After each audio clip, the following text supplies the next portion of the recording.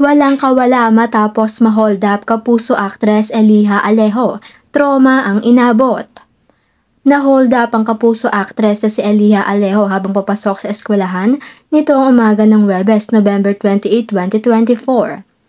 Sa video, inilahad ni Eliha ang trauma na dinulot sa kanya ng insidente. Habang naglalakad sa sidewalk o pasok ng gate, ay bigla na lang daw siyang tinutukan ng matulis na bagay ng suspect. Dugtong ng aktres, binigay ko na lang yung wallet ko. Thank God I am safe. Ang problem lang is walang CCTV sa area. Ani Eliha, parang huminto ang mundo niya dahil sa takot. Lahat ng alam kong self-defense na wala. Biglang naglaho na parang bula. As in natakot ako, paliwanag niya. Samantala, pinaalalahanan naman ng aktres ang publiko na maging mapagmatyag sa paligid. To everyone na naglalakad or nagko-commute, stay safe everyone.